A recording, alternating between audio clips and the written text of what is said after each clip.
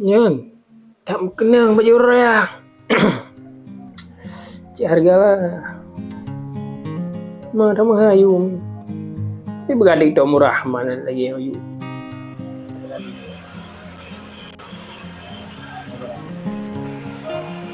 Nang kau adik dia rumah. Tak berat tengok dekat. Assalamualaikum. Kau adik. Assalamualaikum. Kau adik. Kau adik. Tuan, waalaikumsalam. Kau adik.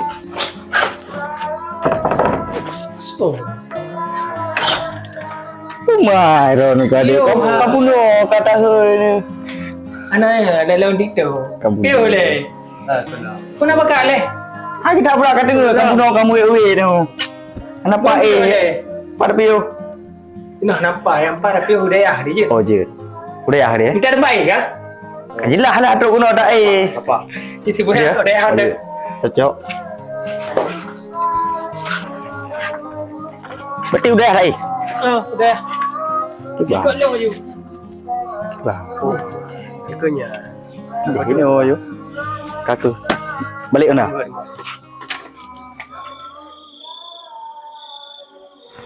Kita pun cuma ngapain? HP long puro sandron man. Ada betul HP raw ni. Punan lepas lu ni dia kenal. Tu kenal sibuk ngapain raw ni? Buno perle kero ni. Jino pernah na pas kurang telepon po dua bro tro. Kenya yang perle dah pegah jino. Nyo tunggu adik anak tro ho. Bu tak ada pekeng adik dia mungkin dia katro. Rano. Oh be ke repak katro ke. Geron pegah. Dia balik aja juga. Oh yo dia ha. Ya, betul. Oh mak dah yo. Oh, pun tanya mungkin tambah rampio je leh. Yang bilik tengok ya. Ya, Apa deh? pak yo cara-cara dia. Oh, Pio je leh. Langkah. Assalamualaikum.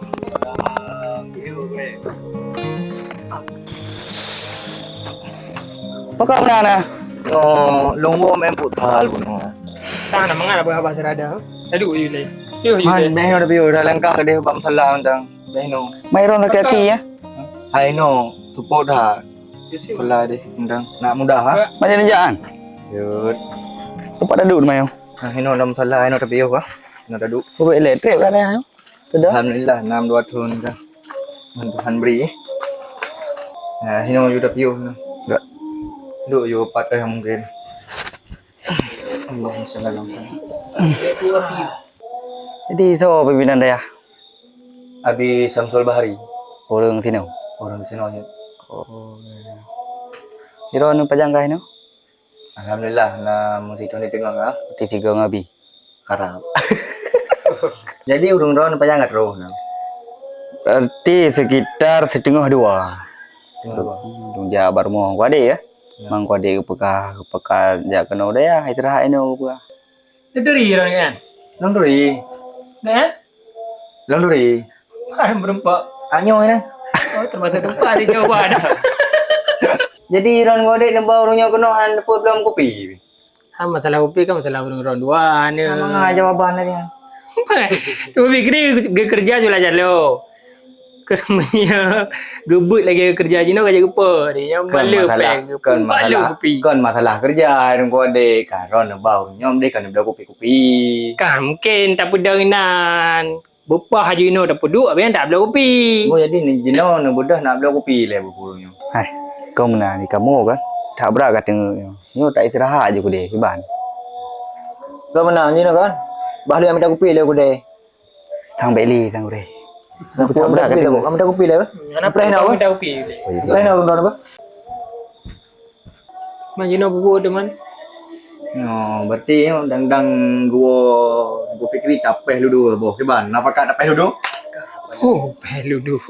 Le mata urung yo. Lagi mata pandar dah berapa kali lah kan. Ai dang tapeh kepo kopi.